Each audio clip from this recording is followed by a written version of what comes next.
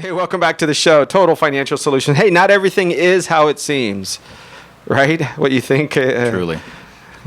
Things can be a little bit different, including expecting to think that your pension will be there and your financial life is supposed to be what you thought. It's what you planned for. It's what you expected.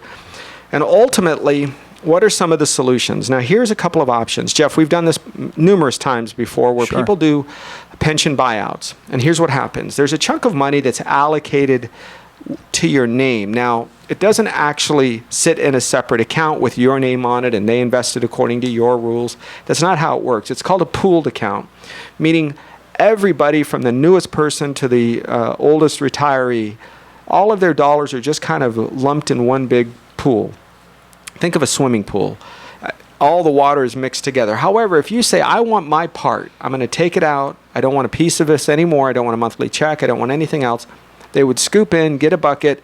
Those dollars become yours, and you can take them and leave and do what you choose. But you're no longer entitled to a paycheck from there, a monthly check guaranteed of anything. It's gone. Now, sometimes it makes sense to do that. Sometimes it makes sense to go through the numbers, work through the math, and come up on the other side and say, I don't want anything more to do with that pension system. I can't trust it. I don't believe in it. I don't want it. I don't like the benefits that come from there. Whatever it is. It doesn't matter what your problem is or isn't with it. However, here's the pros and cons to that. If you leave there and you put it somewhere, like a lot of people have invested that in the market, and the market drops, well, your paycheck may not be the same next month. And if it stayed with the union, well, it may not be the same now anyway, but in some cases, it may be a lot closer because the market going up and down is not a direct correlation to your paycheck going up and down. So if you put it all on the market and the market goes down, you could lose a big part of your principal, the money you put in there, and the paycheck that you're expecting to take out each month, okay? So that can happen. Another con to that is there may be fees that you have to bear the brunt of directly. If you're in an account where there's fees charged monthly, Jeff, those guys, it's gone. Well, and that's the thing. When you have a lump sum payout from this pension and you now decide to take over as the manager, so to speak, you have the responsibility of making sure that you're navigating through whatever investments you've chosen at this point. Are they providing income for you? Well, some people say, well, no, I don't. The income is whatever I take out. Okay, great. So now you retired on, and you've heard us say this before, on an uptick, right? The market's going crazy through the roof and you retire and you're like, oh man, this is going to happen forever. That's that short-term thinking that we have, and we start to base our lives and our retirement on that type of environment. Now, not everybody does that, but now you're in a place where you think, oh, I can spend a little bit extra next year. The challenge is this: not everybody has the discipline to spend less money the next year if the market's down or if their investments are down or if that pool of dollars has a little bit of pressure on it. So you couple that with some fees in there, and I'll tell you, a lot of people anymore, Arif, they're just taking that guaranteed income stream from, and we can talk about a couple of different places they can do that, but going in and having to navigate that yourself, that's why some people just say, you know what, forget it. Just send me the monthly pension checks. I don't want to deal with this, and I'll take my chances. And that's what some people are doing. But you have a choice in a lot of cases, and with the reform of the pension systems that are going on, the need for reform in some of the other pension systems that will not undergo it, I would give a serious look at that lump sum payout and look for some guaranteed income accounts that do exist out there. So here's some of the benefits to it. If you have your pension account and you say, give me that lump sum check, and those dollars now might pay a monthly check to you for the rest of your life, beginning in next year or 2 years, 3 years, whatever. Yep.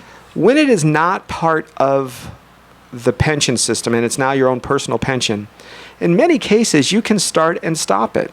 So you can say, oh, this year I'm just inherited money. I don't want to take money out of my pension fund, my big bucket of dollars. I want that to grow. Next year you might say, hey, I need to take out some money for an RV or to take a trip around the world. So give me a bigger payout, much larger payout. You can do that. So you can add and subtract, and if you pass away, your family, both your kids and your spouse, can inherit the lump sum, the big bucket of dollars.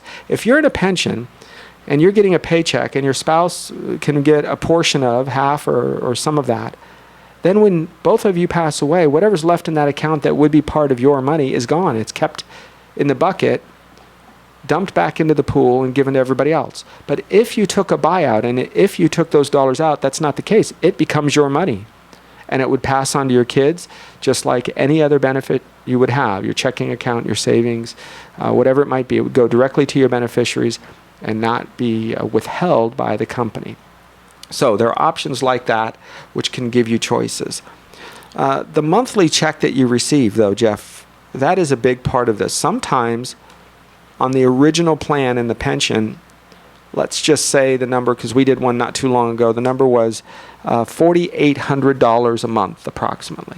Okay. That means if they left the big bucket of dollars there, the gentleman was 60, in his early 60s, 62 I think, more than 30 years with the company, he would receive about $4,800 a month.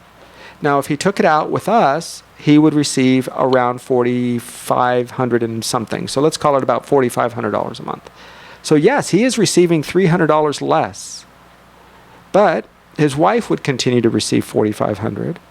And under the other plan, his wife would only receive a portion of, like 3/4 of that $4,800. In addition to that, if they both pass away under the pension fund, he had about $1 million in that account. It's a lot of money, but they would keep it all.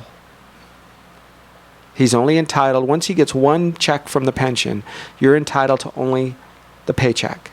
No longer are you entitled to a lump sum of the rest of your money. So they're going to pay you a larger money amount. That's what they do because they're expecting some people to die young. That's what they do. But in your own private pension, when you take the money out and you put it with an account with somebody like us, or we work with large insurance companies, so you're never investing directly with Total Financial Solutions. We're the broker. We're the one that helps put the retirement accounts in place and all of that. But the key is to say those dollars now go on and can be inherited by your children or your church or a charity or an organization. That's important. Because you might say, I'm going to need more money to be taken out later on when I need medical care. Well, you can do that. With the pension account, you can't. It is what it is. It's just like a paycheck. So those are some differences there. That's right. And here's the other thing. We're looking at basically an inflation scenario. We have seen time and again that, yes, you might have that higher payout by staying with the pension, but as Arif clearly stated, you're really only entitled to that next paycheck. There's no big bucket of dollars. We kind of say that loosely, but maybe the perceived value is $1 million because it would need to be that big if it were an actual bucket of dollars to pay you that, in that example, $4,800 a month. That's a lot of money. So if you can back that out and say, okay, well, what's this really going to do for me? This is going to provide some income for me. That's fantastic. If I pass away, my wife gets a percentage of that. Do I want to give my wife or my husband, whoever is counting on me after I pass away, do I want to give them a pay cut in retirement? I mean, that already happens with Social Security. You lose the lower of the two payments in that scenario. So putting some forethought into it, I think, is important because whatever you do with your pension, whether you roll it out or you take that payment, it's an irrevocable decision. And like Arif said, if there's more money needed and you're making $4,800 a month from that, in this example, from that pension, that's a nice thing. But what if you have a medical expense, an emergency? What if something happens? The nice part about having it directed yourself and taking out that buyout, so to speak, or that lump sum, that's where you have a little bit of mobility and you can make some different choices. Maybe you can live on $4,000 a month. Heck, maybe you can live on $3,500 a month. And you don't need all of that. You're paying less in taxes probably. You're putting a little bit aside for savings in retirement. And you have that wonderful, wonderful lump sum that you can leave behind for your spouse to do what they want with it. Oh, not to mention, if you have any children or anybody beyond your spouse, they can get that money as well. I just see a lot more flexibility. And truth told, if somebody's much older and they were able to work well into their maybe later 60s, 70s, and you have less life expectancy, it might make sense to take that higher payment and then just make sure your spouse is there. But if you're in your 40s, 50s, 60s, and here's what we're seeing a lot, Arif, as well. When folks leave a job and they had some pension credits at an old job, they leave that job and they can't access those dollars until they're maybe age 55 or 60, that's something else to think of as well. You may have left a pension behind at an old job, kind of like you put money into a 401k or a 403b or something like that, a retirement account. Your employer may have been building credits for you to be paid out at your retirement. You left the company early, and now you've reached that retirement age on their books. You may be entitled to go back and get that buyout as well instead of the payment. Yeah, we have plenty of clients that are receiving $180 a month. Yeah. I know one that was unique because it was a glass company in the San Fernando Valley, a glass company of all places. Oh, wow. And they receive about $185 a month. And I said, oh, wow. He says, oh, I know it's not very much. I go, hey, listen, everything counts. That's great. He says, but we save it up. We save it up all year long, and then we take one cruise. And that cruise reminds me of why I worked so hard for the 8 years that I worked there at the glass company, because I was new and I worked overtime, and back in the day when they had pensions at nearly every company. So I thought that was kind of unique. But here, I'm going to give you a list, kind of run down just a few of the top 10 biggest pension failures of all time. See if any of these companies sound familiar, because many of you will say, oh, but you don't understand, Arif. I work with a large company. This company's huge. They're not going to have any problems. They promised me. We negotiated. They signed. Okay, let's start with this one. Weirton Steel. Never heard of it. Maybe big in the East Coast. Weirton Steel. Well, it's not. How about TWA? Oh, you guys remember TWA Airlines? Transworld? I think I do. Pan Am. Remember that airlines? See if you see a pattern here. National Steel. That was in 2003. Another steel company. Right about the time when some of the changes in the import-export with steel and some of the import bans, if you will, and the tariffs were lifted and allowed companies to import steel from China specifically. And in doing so, of course, the United States steel manufacturers couldn't keep up because they had enormous expenses, and companies wanted to have steel at less prices than, that could be made, manufactured, brought over on a boat and delivered to the doorstep at less money that could be brought literally down the street in some cases. So, National Steel. How about this one? Delta Airlines, LTV Steel, U.S. Airways. How about that? Airlines and steel manufacturers. That's all we have so far in the top 6 that I've given you. Top 7. How about this one? Bethlehem Steel. Stays right in with our trend, isn't it? Now, these are just the largest. Billions with a B. Billions of dollars. Total of $27 billion in all of these companies. Let me give you the top 2. Delphi. Right? They were the manufacturer for, I believe, Ford, maybe other companies as well. A lot of the sound systems and electronics that were put in a lot of the automobile manufacturers. That was in 2009. If you remember, in 2009, nobody was buying a car. Cars were just not being sold, and manufacturers and organizations, both in, of course, steel, right? Because a lot of American manufacturers use steel, of course. So you see that these bankruptcies occurred at some of the most depressed times in the economic cycle, and of course, that meant that the last one, United Airlines. Now, you have heard us, if you've listened to me more than twice, you've probably heard me mention United Airlines because we had a client who was a pilot who was earning $10,000 a month in his pension. Not bad, but you have to retire at 60 years old. And by definition, if these guys are still flying at 60 and these ladies are still flying at 60, they are in pretty darn good health, which means they're probably going to live a very long time. And they are forced to retire and cannot go back to work in that field where they're making pretty darn good money, where a normal executive or mid-level manager might work for another 10 years. They can't. So $10,000 a month is a lot of money, but it's not equivalent to what they used to make. However, the particular client was in his mid-60s, and he gets a note that says, hey, by the way, we're cutting your pension from $10,000 a month down to $4,000 a month, a 60% pay cut.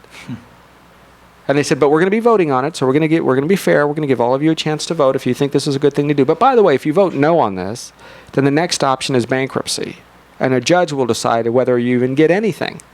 So here's your 2 choices, right? The frying pan or the fire. You want to burn slowly or you want to burn fast? Wasn't a whole lot of choice, was it? $7 billion default. 123,000 employees were affected by that particular pension. Now, I show you these only because they're the top ones. and I want you to know some of these companies are some of the largest around. But don't think that this is not going to continue to happen. So protect yourself. Do I think CalPERS, which is the largest pension system in the world, California Public Employee Retirement System, or CalSTRS, which is the state teacher retirement system, that's another, it's either number 2 or number 3. So don't think that they're going to just disappear. Absolutely not. They're large, they're huge, they're big companies. There's billions and billions of dollars. But you could or should expect them to adjust benefits, and promise you it will not be in a good way for you. When they adjust benefits, they're not like, surprise, everybody gets a $5,000 bonus paycheck because we did so well. Here you go. Probably not going to happen. They will probably reduce benefits, and if you're still working, probably increase the amount that you're going to be putting into that. So how do you protect yourself? I want you to open up retirement accounts in your own interest. Things like the 403Bs if you work as a teacher, as an educator.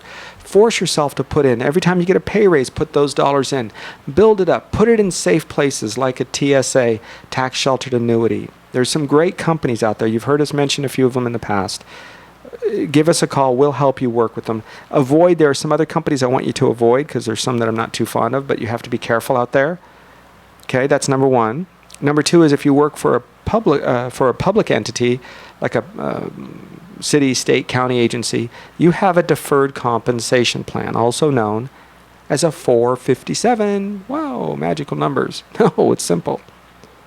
And what that does is it acts very similar. You go to work, you put money in, you don't pay taxes on that until much later. So please, max out those. That means put in the maximum amount you can afford right from the word go. And if you can't put a maximum amount in right now, no problem. Put in something. Every time you receive a pay raise, put that back in there and just increase it until you're putting in the total amount that you can afford, that they will allow you to. Because what happens if a company shortchanges its own pension? Because companies do that. If there are companies and they're part of a pension system and they're suffering financially, they will shortchange their pension some and not make the payment. So the company will continue to keep them on the books for a while, but then eventually the company gets further and further and further in the hole, and they have to come to the party with something.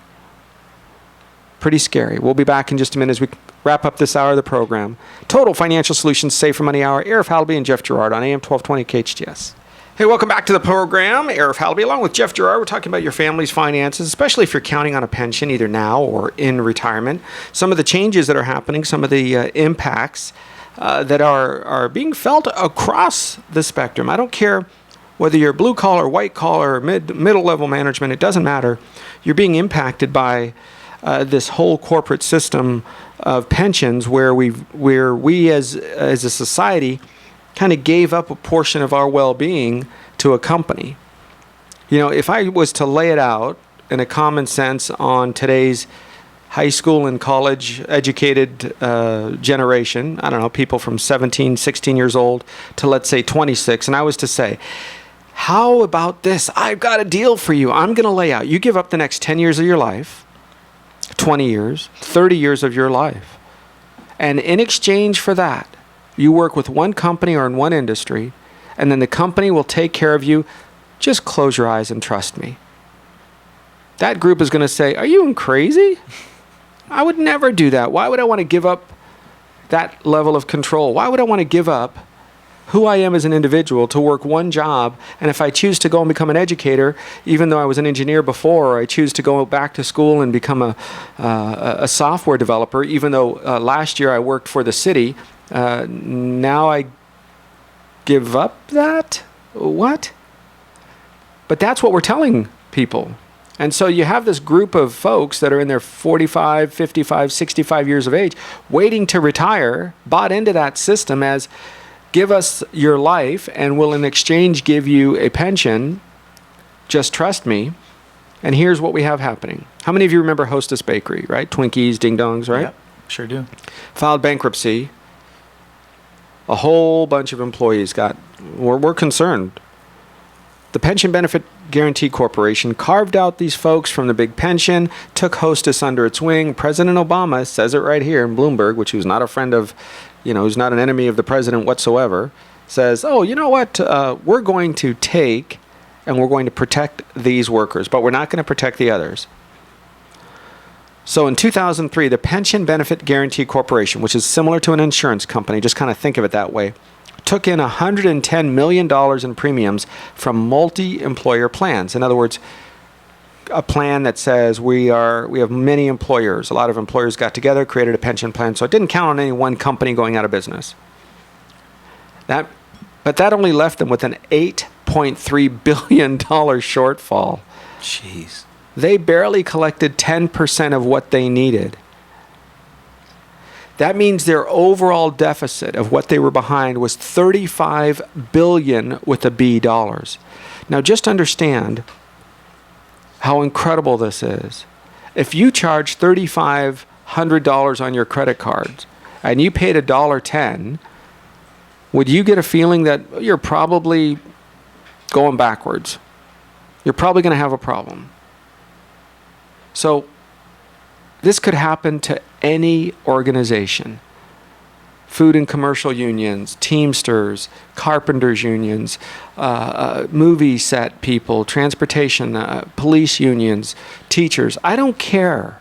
I want you to protect you and to protect your family. They might be there. They're going to be there strong. That's great. But who's going to watch out for you? That's what Total Financial Solutions is all about. Thanks for listening to our Safer Money Hour. Arif, Halaby, and Jeff Gerard. Follow us every week at this time as we continue to next hour of the program on your place for news, talk, and information. AM 1220, KHTS.